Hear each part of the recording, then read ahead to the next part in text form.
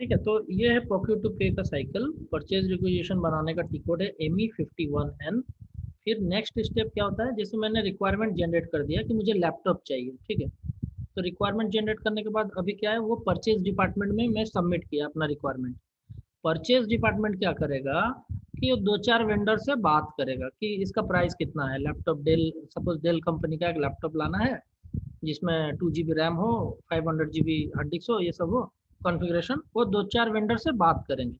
बात करने के बाद जो जिसका प्राइस सबसे कम होगा, L1 जो होगा, लोअर वन, उसको ऑर्डर दिया जाएगा, ठीक है। उसको परचेज ऑर्डर दिया जाएगा। परचेज ऑर्डर कैसे बनाएंगे, ME21N। ये सब प्रैक्टिकल करके मैं आपको दिखाऊंगा, एक एक चीज। जितना बोल रहा हूँ ये भी थ्योरेटिकल बता रहा हूँ, ये सब प्रैक्टिकल करके बताऊंगा। फिर क्या है, गुड्स रिसिप्ट। गुड्स रिसिप्ट कब होगा, जब वेंडर को ऑर्डर दे दिया कि आपको लैपटॉप लेके आना है डेल का, वो लेके सपोज प्लांट में आ गए, ठीक है, जो वेंडर। अभी वो स्टोर वाले क्या करेंगे, वो लैपटॉप को रिसीव करेंगे। तो रिसीव करने का टिकट क्या है, MIGO, ठीक है, मीगो बोलते हैं इसको। उसके बाद सुन रहे हैं ना आप, हेलो, अरे कट गई, सबसे बोला नहीं।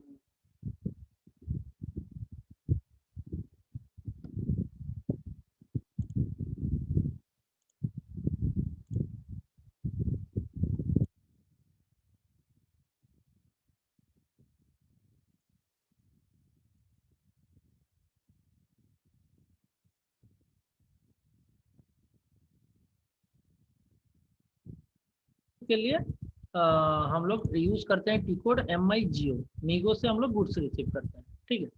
तो जब वेंडर गुड्स लेके आ गया, तो उसके साथ उसने हेलो हाँ हेलो, हेलो हाँ हेलो, हेलो, हेलो। हाँ सावन बोलिए, डिस्कनेक्ट हो गया था क्या? ठीक, हाँ, पता नहीं सर क्या प्रॉब्लम आ रही है बीच बीच में। ओके, कुछ नहीं, आप हाँ, ठीक ठीक। तो नेक्स्ट क्या है कि गुड्स रिसिप्ट। जब भी वेंडर गुड्स लेके प्लांट में आ जाते हैं तो हमको गुड्स रिसीव करना होगा MIGO से, MIGO टिकट से, ओके ठीक है। फिर नेक्स्ट क्या है ओके कि जब वो गुड्स लेके आएंगे तो उसके साथ इनवॉइस भी लेके आएंगे। तो इनवॉइस जब जी। लेके आएंगे तो उसका टिकट क्या होगा, इनवॉइस बुक करने के लिए MIRO, माइरो। ये कौन करेगा, फाइनेंस आदमी, फाइनेंस का जो टीम रहेगा वो करेंगे। फिर क्या होगा, बिल ठीक है बुकिंग सर। हो गया। फिर वेंडर को क्या करना है, पेमेंट करना है। पेमेंट करने का टिकट है FS53, ठीक है। बस यहाँ पे ओके खत्म हो जाता है। तो अभी जितना भी कॉन्फ़िगरेशंस करेंगे ना, इसी के अकॉर्डिंगली करेंगे। तो ये भी हमारा P2P साइकिल था, ठीक है। अभी ओके मैं बताता हूँ आपको। डेटा कितना टाइप का होता है SAP में, डेटा टाइप। डेटा टाइप जो है वो 2 टाइप्स होता है। वन होता है ट्रांजैक्शनल, और अनदर टाइप होता है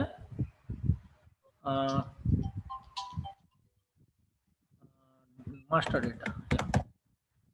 तो ट्रांजैक्शनल डेटा और मास्टर डेटा, इसमें क्या डिफरेंस है, इसको कैसे ये करते हैं, मैनेज करते हैं, और क्या क्या डेटा इसमें है जो कि ट्रांजैक्शनल डेटा। जैसे ये जो मैं बताया, ये सारे ट्रांजैक्शनल जी। डेटा है जो P2P साइकिल में आते ओके हैं। Okay yes, and master data क्या है, जैसे कि वेंडर, वेंडर बनाना, हम्म ठीक है, नया वेंडर जो खोलते हैं हम्म ना, हम्म। वो हो गया आपका मास्टर डेटा, ठीक है।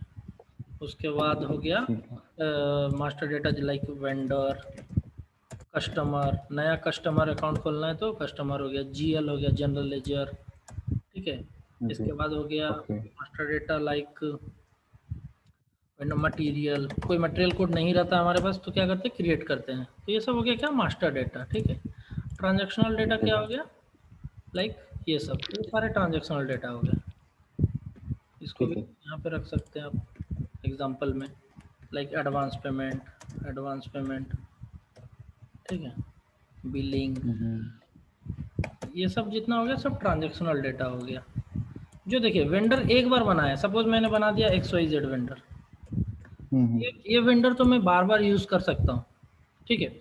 लेकिन परचेज रिक्विजिशन एक बार बना लिया तो वन टाइम यूज़ कर सकता हूँ। तो ये ट्रांजैक्शनल डेटा, हम्म। ठीक है, one time use. Okay master data multiple time के लिए, ठीक है। फिर डेटा टाइप होता है 2 तरह का। तो आज थोड़ा मैं दिखा देता हूँ आपको स्क्रीन क्या है एसएपी का।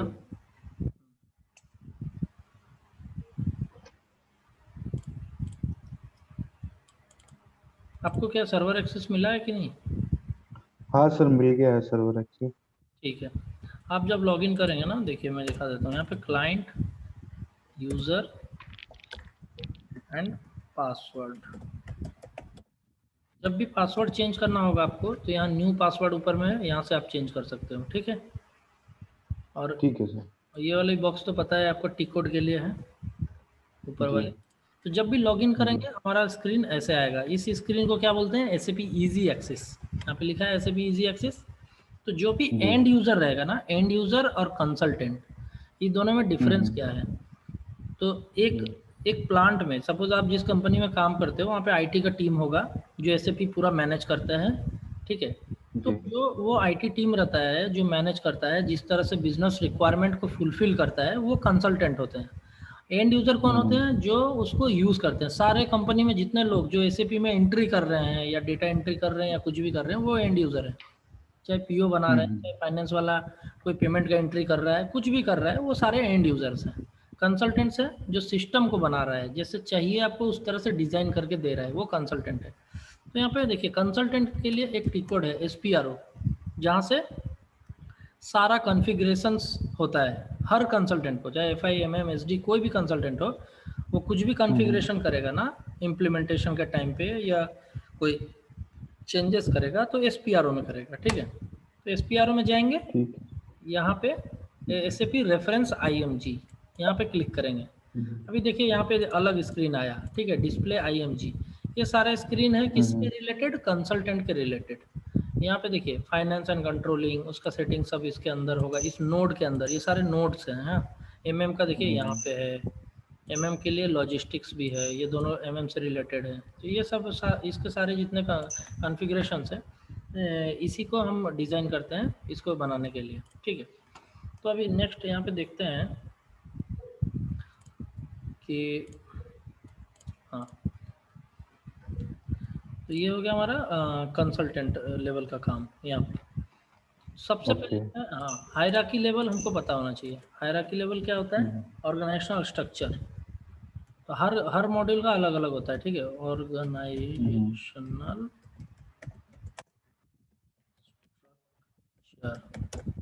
ऑर्गेनाइजेशनल स्ट्रक्चर क्या होता है? कोई भी कंपनी में एक स्ट्रक्चर होता है, मतलब हायरार्की लेवल किसके अंदर में क्या आएगा, ठीक है। तो जैसे कि सबसे पहला स्ट्रक्चर में क्या होता है? Client, CLIENT, client. क्लाइंट के अंदर में company code, company code 1 and company code. दो कंपनी कोड एक क्लाइंट में हो सकता है, दो से ज़्यादा भी हो सकता है, मिनिमम एक हो सकता है, ठीक ठीक है। है सर। कंपनी कोड का अंदर में क्या होता है? प्लांट,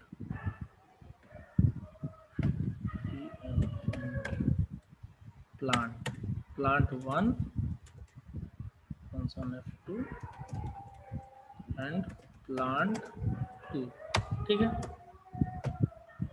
एक कंपनी के अंदर में दो प्लांट हो सकता है, ठीक है। अभी प्लांट, एक प्लांट के अंदर में बहुत सारे स्टोरेज लोकेशंस होते हैं, ये तो आपको पता ही होगा। जी। प्लांट के अंदर होता है storage location, LOC1 storage C2, ठीक है। क्या डायलॉग, एक सेकंड।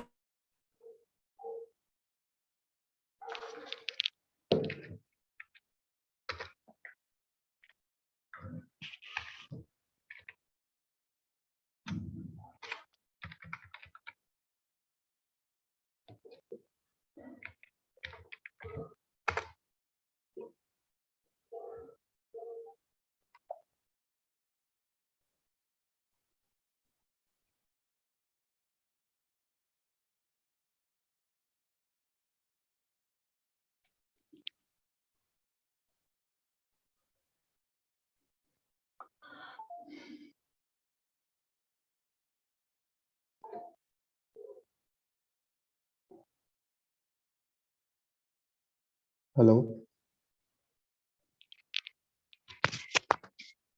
हाँ हेलो। हेलो। हाँ हाँ सर जी। हाँ सर, एक परचेज। मेरा डाउट था एक्चुअली इसमें मैं हाँ कहूँ। सर जैसे ये अभी एक कंपनी कोड पे प्लांट हम एक से ज्यादा प्लांट वो कर सकते हैं सर। कंपनी कोड में एक से ज़्यादा प्लांट हाँ कर सकते हैं। तो अच्छा, उस प्लांट को एक यूनिक आइडेंटिटी अलग से देनी पड़ेगी। हाँ हाँ हाँ एग्जैक्टली। जैसे देखिए मैं इसको अभी लिंक कर रहा हूँ। जैसे क्लाइंट हायरार्की लेवल होता है मेरा क्लाइंट, ठीक है। अच्छा। ये हो गया। हम्म,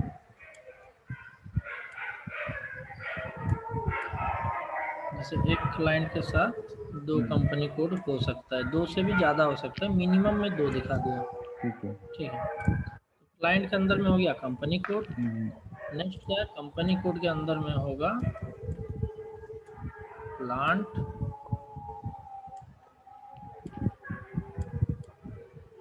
ठीक है। हम्म, और प्लांट के अंदर में होगा, अभी मैं इसको ये इसी तरह से मैं आपको जो भी ऑर्गेनाइजेशन स्ट्रक्चर के हिसाब से मैं बना के दिखाऊंगा आपको एक एक ओके। चीज़ कोडिंग के साथ। हम्म, ये हो गया दो प्लांट, ठीक है। हम्म, हम्म, नेक्स्ट क्या है, एक प्लांट के अंदर में दो स्टोरेज लोकेशन हो ही सकता है।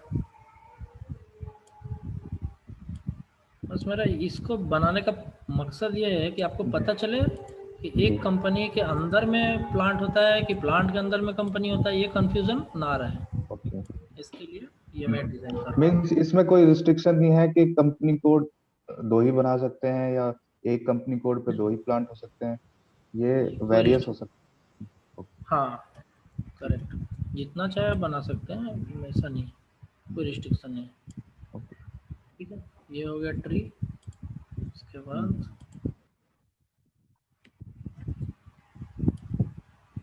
ये हो गया परचेजिंग ऑर्गेनाइजेशन के लिए।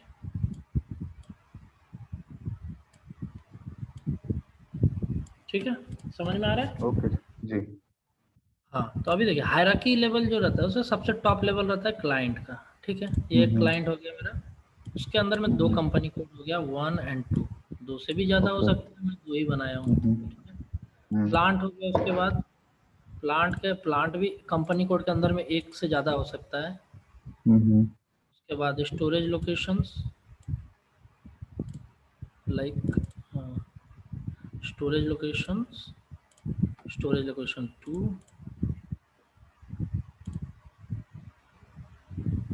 ठीक है। ये हो गया।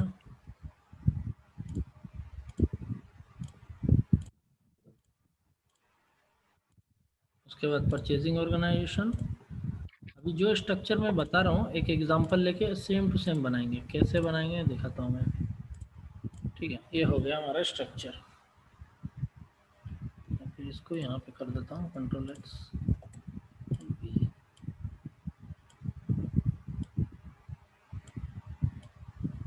ठीक है, ऐसे ये हो गया हमारा। हम्म, अभी जैसे देखिए सेम टू सेम यहाँ पे मैं एक एग्जांपल लेता हूँ, जैसे कि हमारा क्लाइंट हो गया लाइक आदित्य बिरला, आदित्य बिरला, ठीक है। ठीक है। ये लिख देता हूँ, ये हो गया हमारा क्लाइंट। अब इस क्लाइंट का दो कंपनी कोड है। सपोज पहला कंपनी कोड है आदित्य पावर, हम्म, और एक हो गया आदित्य सीमेंट। ठीक है, दो कंपनी कोड हो गया इसका।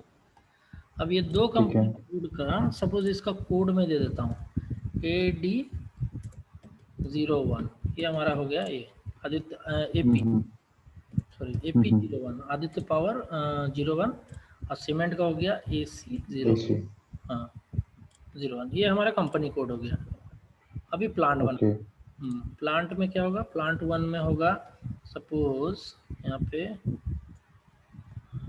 कोलकाता में एक प्लांट है हमारा, हम्म, और एक उड़ीसा में है, दो प्लांट हो गया इसके अंदर में। ओके। इसका कोड हो गया मेरा पी L01 प्लांट वन, और इसका कोड हो गया हम्म, प्लांट 02, P02 हो गया, ठीक है। इसको कलर कोड कर देते हैं, समझ में आएगा। हो गया कंपनी ओके कोड,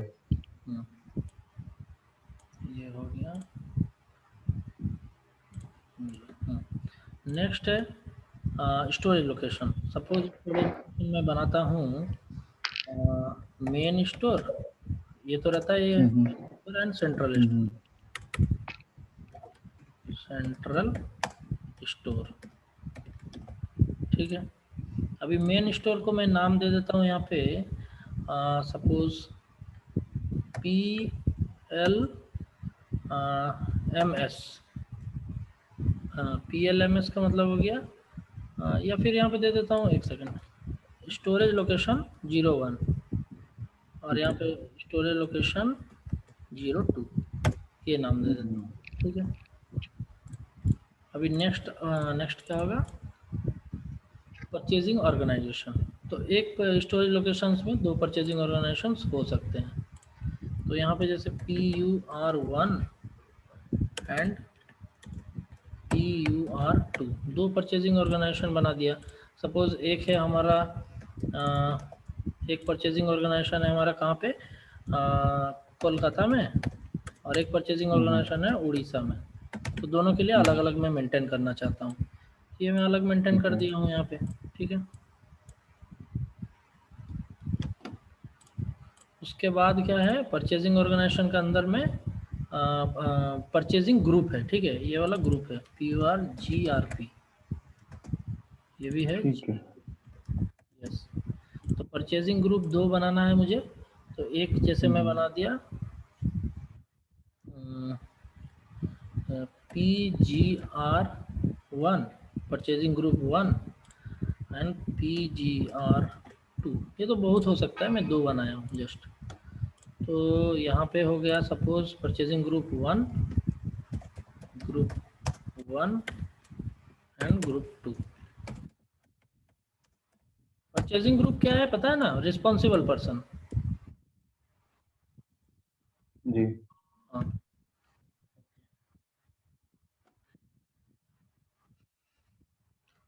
ये हो गया हमारा स्ट्रक्चर तैयार। अभी इसी के हिसाब से हम क्या करेंगे, अपना SAP में डिज़ाइन करेंगे, सब बनाएंगे इसी के ओके। हिसाब से हमारा हाँ है। सर, ये परचेसिंग ऑर्गेनाइजर लिमिटेड रहता है 2 ही, या ये भी कितना भी हो सकता है? क्या बोल रहे हैं? परचेसिंग ऑर्गेनाइजेशन हाँ हाँ, लिमिटेड ही रहता है 2, या इससे ज्यादा भी हो सकता है? ज़्यादा भी रह सकता है जी। देखिए परचेजिंग अभी मैं बताता हूँ शुरू से क्या है।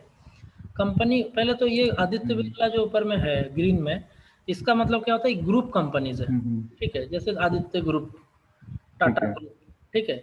उस तरह से ठीक है सर। ग्रुप कंपनी है, इसको हम लोग क्लाइंट बोलते हैं। हम्म। नेक्स्ट क्या है, कंपनी कोड। कंपनी कोड किसको ओके। किसको कहते हैं, जैसे हमारा जहाँ जहाँ प्रोडक्शन मैन्युफैक्चरिंग यूनिट है ना, जहाँ पे, डिवीजन। हाँ जहाँ पे मैन्युफैक्चरिंग यूनिट है, या फिर डिफरेंट डिफरेंट प्रोडक्ट को हम कंपनी कोड वाइज सेग्रीगेट करना चाहते हैं एज पर रिक्वायरमेंट, उसके हिसाब से हम ओके। कंपनी कोड तैयार करते हैं, ठीक है। ओके।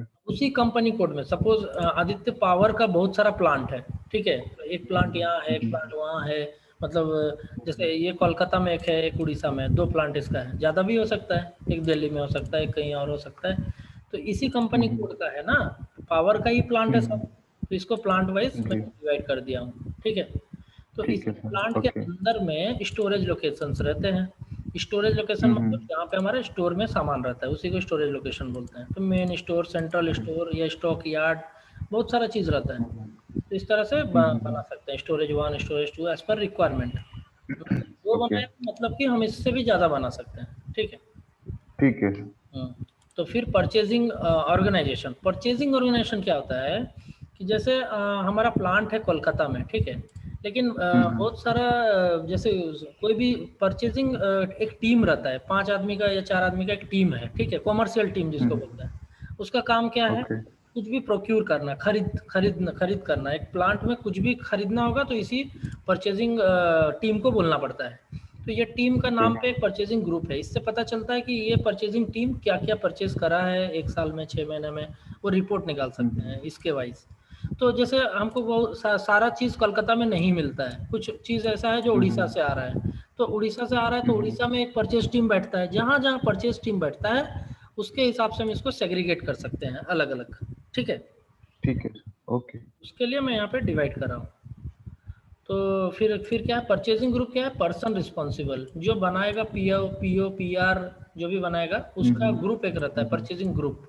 ये आपके नाम से भी हो सकता है, मेरे नाम से हो सकता है, जो कंपनी में काम करता है उसके नाम से एक परचेजिंग ग्रुप होना चाहिए ताकि पता चले ये किसने बनाया। ठीक है, तो ये है हमारा एसएपी एमएम का हायरार्की स्ट्रक्चर, ऑर्गेनाइजेशनल स्ट्रक्चर। ठीक है,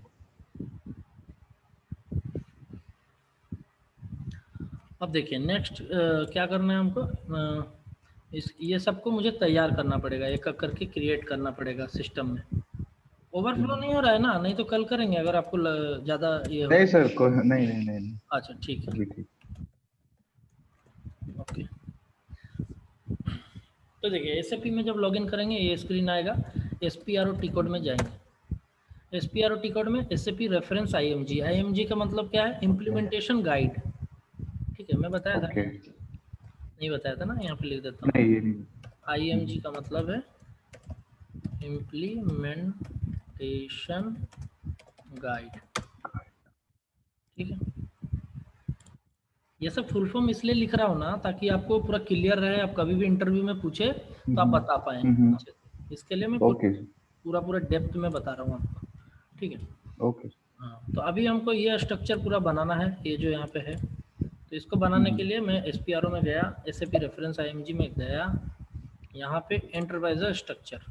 तो सबसे पहले हमको कंपनी बनाना होगा, यानी ग्रुप कंपनीज आदित्य बनाना होगा। इसको बनाने के लिए डेफिनेशंस, एंटरप्राइजेज में डेफिनेशंस में जाएंगे, फाइनेंशियल अकाउंटिंग में जाएंगे, डिफाइन कंपनी फर्स्ट ऑप्शन, इसमें जाएंगे।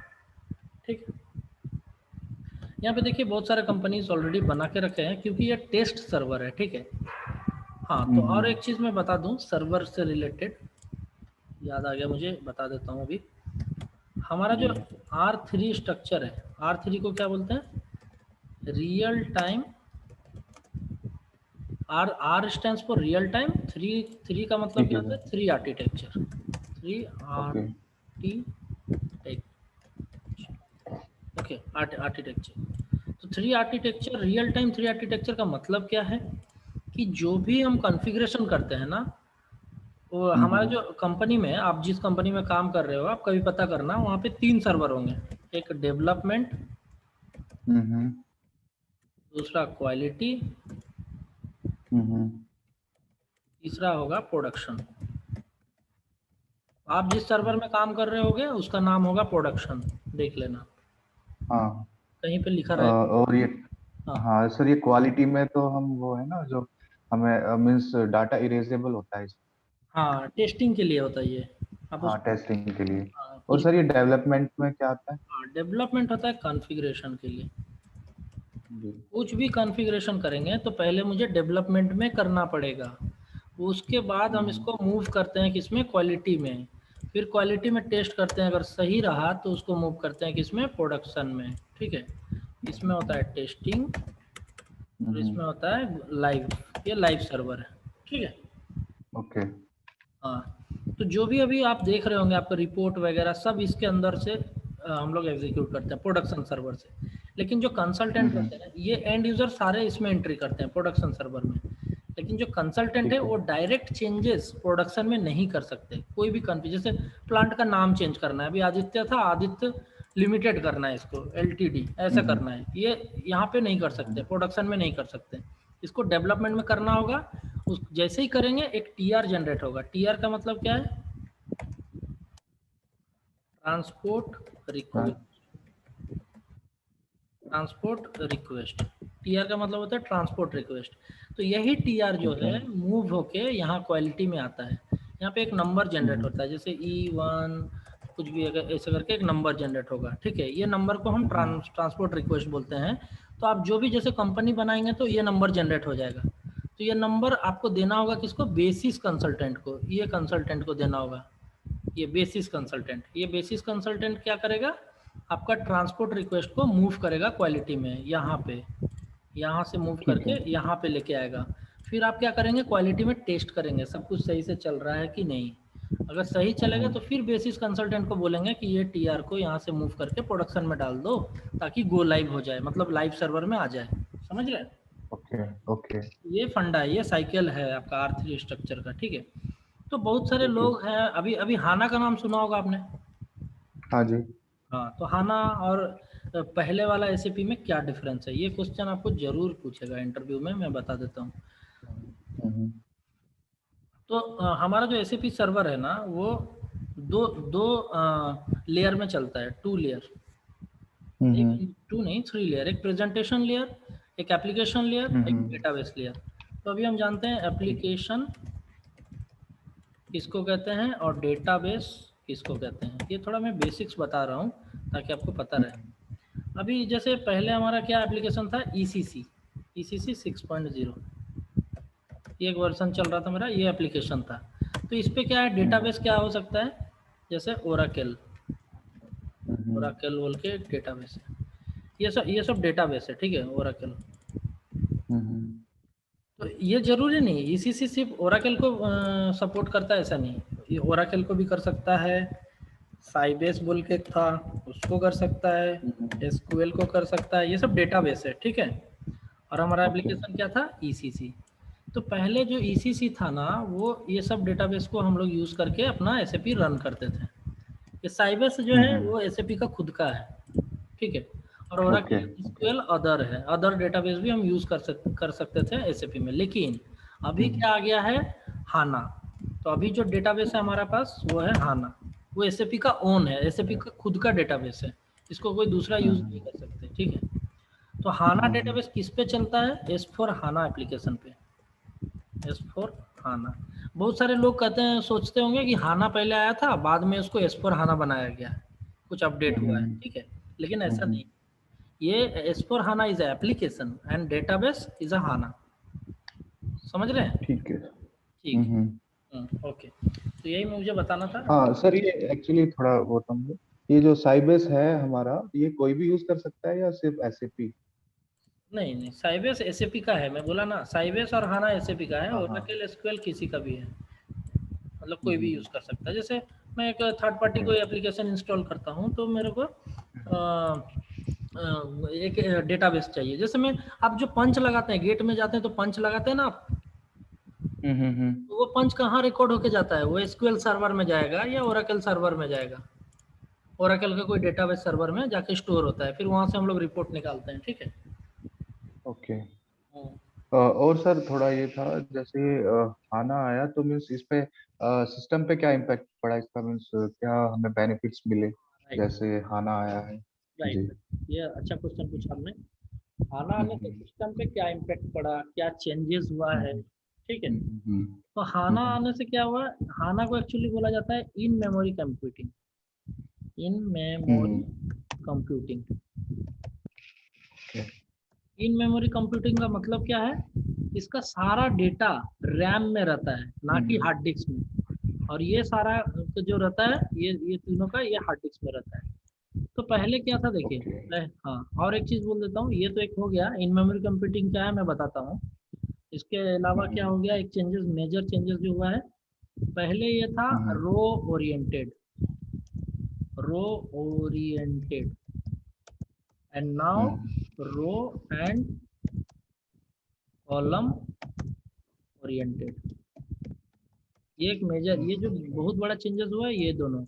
पहले रो ओरिएंटेड था, और पहले हमारा हार्ड डिस्क में रहता था डेटा, ठीक है।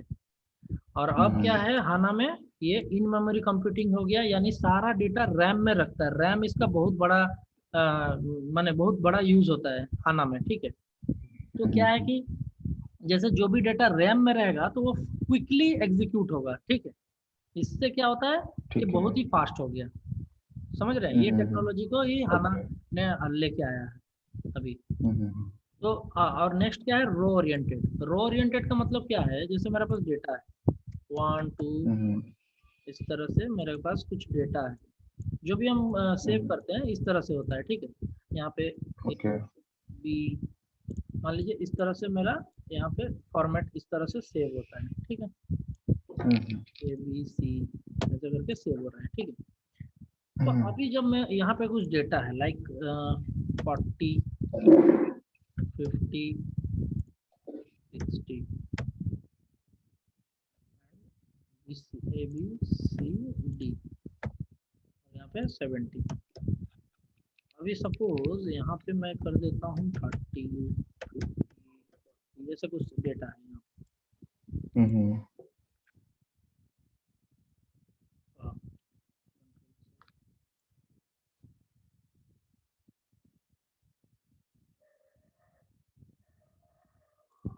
तो ठीक है, कोई बात नहीं, इतना मैं समझ लीजिए, मैं लिखता हूँ। हाँ, तो देखिए ओके।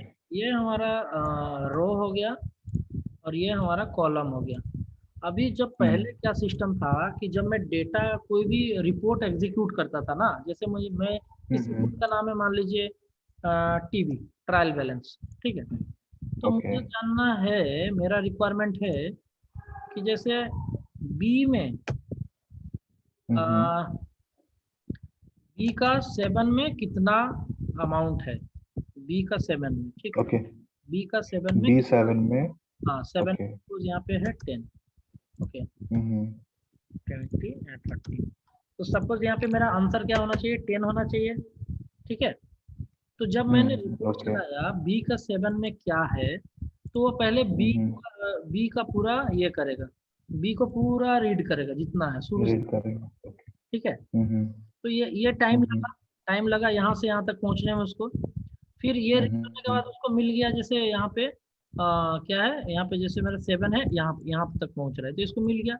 फिर ये क्या करेगा, अब कॉलम के थ्रू ऐसे करके ये डेटा यहाँ पे फाउंड करेगा। तो ये क्या है, बहुत ही टाइम लगता था, ये डेटा इधर से काउंट होगा एक बार, इधर से काउंट होगा एक बार, तो बहुत टाइम लगता था रिपोर्ट निकलने में। यही चीज हाना में क्या हुआ है, ये दोनों साइड से सर्च करता है। जैसे इधर से अगर रन हो रहा है रिपोर्ट, तो इधर से भी रन हो रहा है। तो जहाँ पे हमारा बी आएगा इधर से रुक जाएगा जाके, और बी यहाँ पे 7 आएगा यहाँ पे जाके रुक जाएगा, ठीक है। ठीक ठीक है। तो इससे क्या हुआ, सिस्टम बहुत फास्ट हो गया, इधर से जाके यहाँ पे, ये इधर से जाके, तो ये क्विक हो गया। तो पहले क्या था, दोनों साइड से सर्च नहीं कर पाता था सिस्टम, सिर्फ रॉ से सर्च करता था, इधर से पहले सर्च करता था, कहाँ पे डेटा है वहीं पे जाके रुका रहता था, ठीक है। ये डिफरेंसेस खाना में आ गया, इसके वजह से भी फास्ट हो गया बहुत। और भी बहुत सारे टेबल्स फील्ड्स, हाँ आगे चलेंगे तो आपको पता चलेगा, टेबल्स फील्ड्स जहाँ पे स्टोर होते हैं डेटा, वो सब रिप्लेस हो गया है, बहुत सारा मतलब चेंजेस हो गया है उसमें। तो सर ये टाइम सेविंग है, साइबस से भी टाइम सेविंग है ये खाना। हाँ हाँ, राइट राइट।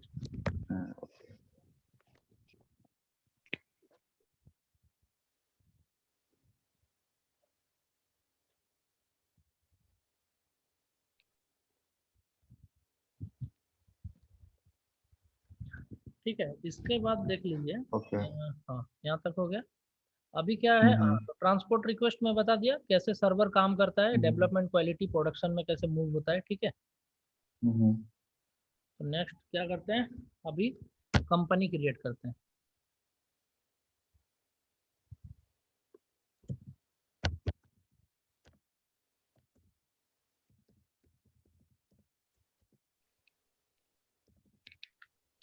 कंपनी क्रिएट करने के लिए टी कोड क्या है, SPRO में जाएंगे, यहाँ पे SPIMG रेफरेंस, यहाँ पे enterprise structure, definitions, financial accounting and define company, इसमें जाएंगे डिफाइन कंपनी में, ठीक है।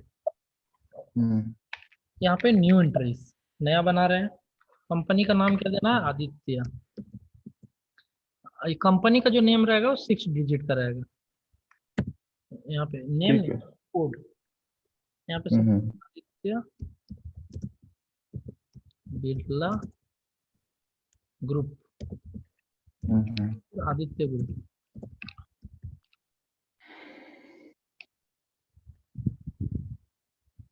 ये कोई ऑलरेडी लेगा तो ये बनेगा नहीं, एक सेकंड, यहाँ पे एड्रेस दे देते हैं। सपोज एड्रेस है मेरा पार्क स्ट्रीट, पीओ बॉक्स हो गया, सिटी हो गया कोलकाता, कंट्री हो गया IND, लैंग्वेज EN, ठीक है। ये सारा डेटा फीड करने के बाद ये सब जगह ड्रॉप डाउन आएगा आपको, ऐसा नहीं है। एंटर। देखिए ये एंट्री बोल रहा है ऑलरेडी एग्जिस्ट, इसका मतलब ये कोई बना चुके हैं ऑलरेडी। हाँ, तो एक काम ठीक करते है। हैं, नाम चेंज कर देता हूँ, SAVAN, आपका नाम कर लिख कर बना देता हूँ, ठीक है। ओके अभी हो गया। ओके। अभी इसको आदित्य बिरला में चेंज कर देता हूँ, सब में सावन ही कर देता हूँ। आपका नाम ठीक है है। तो ये। हाँ सर ये। हाँ ठीक है, तो मैं इसको चेंज कर देता हूँ, स्पेलिंग के लिए मैं पूछा आपको इसलिए जस्ट। हम्म, ठीक है, सेव। अभी मैंने यहाँ पे बना दिया। यहाँ पे देखिए ये रिक्वेस्ट जो मैं बात किया वो अभी जस्ट एक सेव करते ही रिक्वेस्ट आ गया है, ठीक है। इसको क्या करेंगे, क्रिएट। ओके। हाँ, यहाँ पे क्रिएट करेंगे, यहाँ पे नाम देंगे हम्म, कॉन्फ़िगरेशन और सावन ग्रुप, ठीक है। इसको करेंगे ओके। save। अभी ये देखिए ये नंबर जनरेट हो गया, ये रिक्वेस्ट नंबर है। TR नंबर जो हम्म, मैं बोल रहा था, यही रिक्वेस्ट नंबर मूव होगा क्वालिटी में, प्रोडक्शन में। इसको सेव ओके। करेंगे। अभी हमारा कंपनी तैयार हो गया, सावन ग्रुप, ठीक है। ठीक है सर। हाँ, तो अभी क्या है, नेक्स्ट क्या है हमारा स्टेप, एक्सेल के थ्रू चलते हैं। तो अभी हमारा जो ग्रुप है आदित्य बिरला हटा के SAVAN, सावन ग्रुप हो गया। नेक्स्ट क्या है, मुझे इसके अंदर में जैसे बनाना है आदित्य पावर, इसको सावन कर देते हैं, SAVAN Sawan power and Sawan cement, ऐसा मुझे यहाँ पे बनाना है।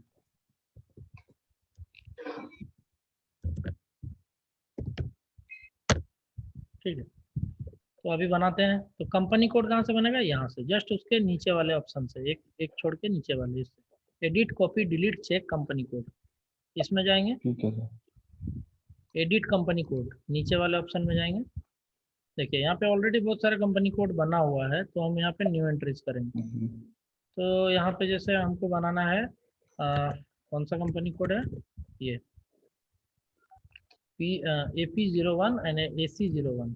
देखते हैं AP01 है कि नहीं, क्योंकि ये टेस्ट सर्वर है तो कोई कोई बना लेता है। और एक देख लेते हैं AC01 है कि नहीं, नहीं है, ठीक है, तो बन जाएगा दोनों। अभी हम देख लेते हैं AP01, इसका नाम क्या है,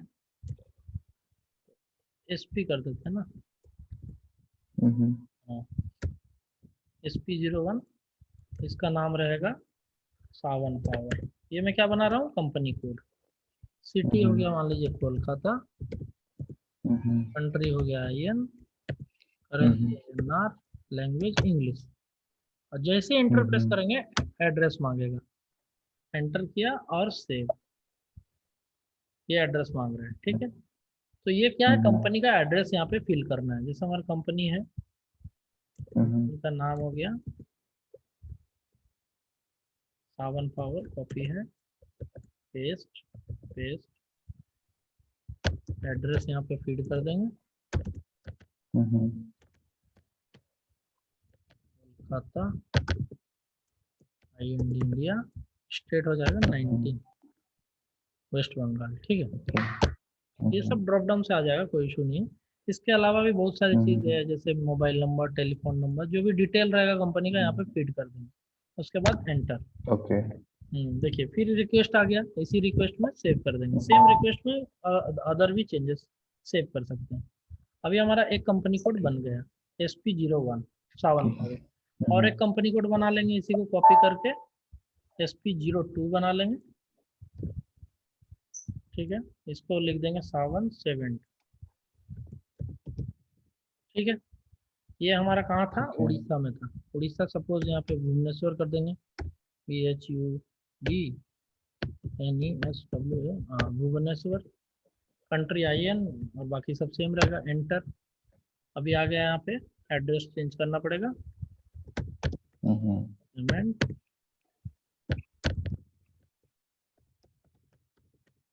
पेमेंट, यहाँ पे कर देंगे 756001, यहाँ पे कोलकाता है तो भुवनेश्वर कर देंगे। भुवनेश्वर का क्या हुआ, 20, उड़ीसा सॉरी 21 होगा उड़ीसा का। ये सब यहाँ पे आ जाएगा ड्रॉप डाउन में। बाकी यहाँ पे जो भी है फीड अप कर देंगे, एंटर प्रेस करेंगे, सेव। अभी देखिए SP01 SP02 ये दोनों बन गया, सावन सीमेंट एंड सावन ठीक है। पावर, ठीक है। इसका नाम चेंज ये SP हो गया और इसका भी नाम SP02 हो गया। ठीक है।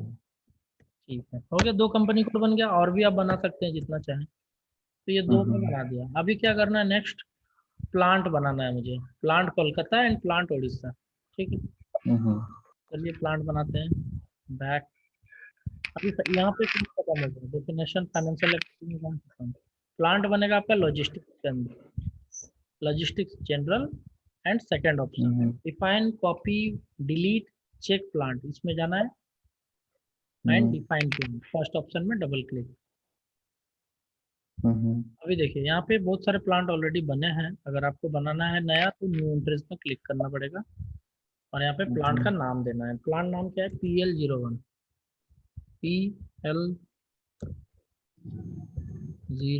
PL01 ऑलरेडी किसी ने बना दिया है। तो यहाँ पे आपका क्या था, एस प्लांट भी बना, L0 SL, अच्छा SP सावन प्लांट, SP हो गया सावन प्लांट 01, ये कोई नहीं बनाया है। ठीक है, SP01 इसको भी बना देते हैं, ये होगा एक ही जैसे, 2 भी हो सकता है, कोई इशू नहीं। SP01 ये आपका हो गया सावन प्लांट फॉर कोलकाता, ये कोलकाता का प्लांट हो गया आपका।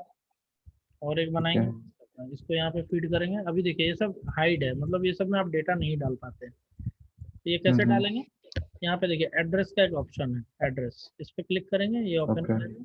यहाँ पे प्लांट का एड्रेस डालेंगे। ठीक है, यहाँ पे सावन प्लांट और कोलकाता, जस्ट मैं एग्जांपल के लिए दे रहा हूँ, आप कुछ भी दे सकते हैं। आप यूजर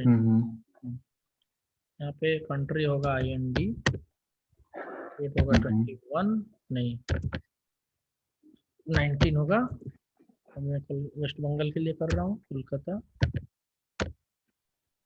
और यहाँ पे एड्रेस 701, इसका एड्रेस लिख देता हूँ पार्क स्ट्रीट। बाकी ये सब डिटेल भरने की जरूरत नहीं है, अभी इतना ही डाल। देखिए अभी डालने के बाद भी ये डेटा नहीं आया, नहीं आया ना, पूरा ब्लैंक है।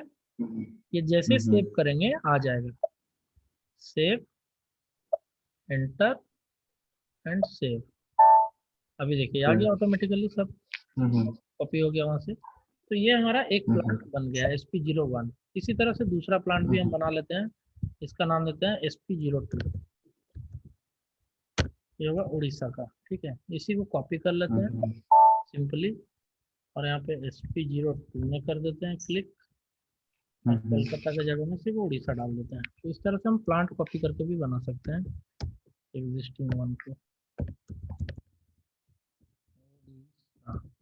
ठीक, अभी एड्रेस देखिए चेंज करना है मुझे, क्योंकि ये एड्रेस तो कोलकाता का है, मैं बना रहा हूँ उड़ीसा के लिए। एंटर प्रेस करें, ये ऑटोमेटिकली ओपन हो जाएगा। तो यहाँ पे जस्ट चेंज कर देना है। हाँ,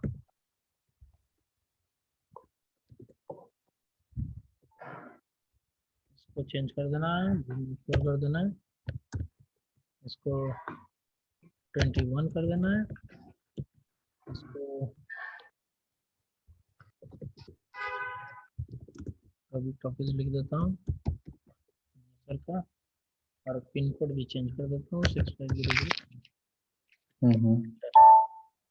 ये हो गया, 2 प्लांट हमारे तैयार। ये हो गया सावन प्लांट फॉर कोलकाता, सावन प्लांट फॉर उड़ीसा, 2 प्लांट हो गया। अभी देखिए नेक्स्ट क्या है, ये भी बन गया, ये भी बन गया, और स्टोरेज लोकेशन। अब आते हैं स्टोरेज लोकेशन। तो स्टोरेज लोकेशन कैसे बनता है, इसको लॉजिस्टिक जनरल से बाहर आ जाएंगे, अभी इसमें मटेरियल मैनेजमेंट में जाएंगे, मटेरियल मैनेजमेंट और मेंटेन स्टोरेज लोकेशन, इसमें जाएंगे। यहाँ पे मांग रहा है क्या, प्लांट, तो अभी हम किस प्लांट के लिए बना रहे हैं, SP01 के लिए। ठीक है, SP01 के लिए यहाँ पे लिखेंगे SP01 हमारा प्लांट है, उसके लिए स्टोरेज लोकेशन बना रहे हैं। देखिए यहाँ पे ब्लैंक है, हमारा स्टोरेज लोकेशन क्या बनाना है, SL01 SL02। ठीक है, यहाँ न्यू एंट्रीज करेंगे, स्टोरेज लोकेशन में SL01 लिखेंगे, यहाँ पे लिखेंगे ये किसका लिए था, मेन स्टोर, मेन स्टोर हो गया। इसके बाद SL02 हो गया सेंट्रल स्टोर, ठीक है, हो गया SL01 02, सेव कर देंगे। अभी स्टोरेज लोकेशन कंप्लीट, इस तरह से स्टोरेज लोकेशन बनाते हैं। फिर नेक्स्ट क्या देखिए, परचेजिंग ऑर्गेनाइजेशन, ये purchasing organisation Kolkata and Orissa, 2 purchasing organisation बनाना। तो यहाँ पे इसी जस्ट नीचे में देखिए मेंटेन परचेजिंग ऑर्गेनाइजेशन, इस पे क्लिक करेंगे और यहाँ पे न्यू परचेजिंग ऑर्गेनाइजेशन क्या बनाना है, PUR1, मुझे लग रहा है PUR1 कोई ले चुका है, देखिए ऑलरेडी बना हुआ है, तो हम इसको अलग बनाते हैं। सपोज SP01 बनाते हैं, ये तो कोई नहीं लिया है। इसको बना देते हैं जैसे कोलकाता परचेज ORG और कोलकाता, ठीक है, कोलकाता के लिए SP01 and SP02 sorry SP02 purchase organisation for Orissa, ये दोनों एक साथ ही यहाँ पे बना देते हैं, OISH उड़ीसा, ठीक है, दोनों बन गया, सेव कर देते हैं। अभी हमारा ये भी बन गया, PUR ने था, ये SP01 SP02 ये भी बन गया। तो ये जो देखिए कोडिफिकेशन, डिस्क्रिप्शन, ये सब आपको at the time of implementation आपको अपना कंपनी से बात करना होगा, कैसे डिजाइन करना है, कैसे लिखना है, ठीक है, उस हिसाब से मैनेज करना है। अभी नेक्स्ट क्या बचा, परचेजिंग ग्रुप, ये भी बना लेते हैं। परचेजिंग ग्रुप ये कहाँ पे है आपका, मटेरियल मैनेज, सॉरी यहाँ पे नहीं है, यहाँ पे नीचे में देखिए मटेरियल मैनेजमेंट का एक टैब है, ये मटेरियल मैनेजमेंट, परचेजिंग और यहाँ पे क्रिएट परचेजिंग ग्रुप, ठीक है, इस पे क्लिक करेंगे। यहाँ पे न्यू एंट्रीज में जाके PGR1 ये कोई ऑलरेडी ले चुका है, 3 डिजिट का रहता है, 4 डिजिट का नहीं रहता है, ठीक है, ये 3 डिजिट का होगा। तो सपोज मैं इसको करता हूँ SP1, यहाँ पे रहेगा डिस्क्रिप्शन में रहेगा SAVAN, ठीक, और यहाँ पे रहेगा SP2, यहाँ पे रहेगा मान लो मेरा नाम रहेगा राज, ठीक है, तो दो रिस्पॉन्सिबल पर्सन हम बना रहे हैं, SP1 इसका नाम रहेगा SAVAN, दूसरा रहेगा SP2 सॉरी इसका रिस्पॉन्सिबल पर्सन रहेगा RAG राज, ठीक है, ये मैं बना दिया, जस्ट सेव। अभी परचेजिंग ग्रुप भी मैंने बना दिया, तो लगभग सारा स्ट्रक्चर मेरा तैयार हो गया। अभी तक मैंने क्या किया, जस्ट क्रिएट किया है। अभी क्या करना है, लिंकिंग करना है, एक दूसरे को लिंकिंग करना है, जैसे ये मैं दिखाया था, इससे लिंक है ये, इससे लिंक है ये, तो ये कैसे लिंक होगा, क्योंकि अभी सब मैं इंडिविजुअल बना दिया हूँ, ये बना दिया, ये बना दिया, तो बना दिया, तो ये दोनों का मतलब हैंडशेक कहाँ हुआ, लिंकिंग कहाँ हुआ। तो अभी हम लिंकिंग करने के लिए यहाँ पे देखिए एक ऑप्शन है एंटरप्राइज स्ट्रक्चर, अभी तक डेफिनेशन जितना था डेफिनेशन में कर रहे हैं, अभी असाइनमेंट करेंगे। असाइनमेंट में जाएंगे, financial accounting, assign company code to company, इसका मतलब क्या है, ये मेरा कंपनी है और ये मेरा कंपनी कोड है, तो असावन के साथ SP01 का असाइनमेंट करेंगे, तो इसमें एग्जीक्यूट करेंगे। यहाँ पे पोजीशन, सर एक्चुअली अभी मैं थोड़ा इसका प्रैक्टिस कर लेता, क्योंकि कभी अच्छा वो हो रहा है, हाँ जी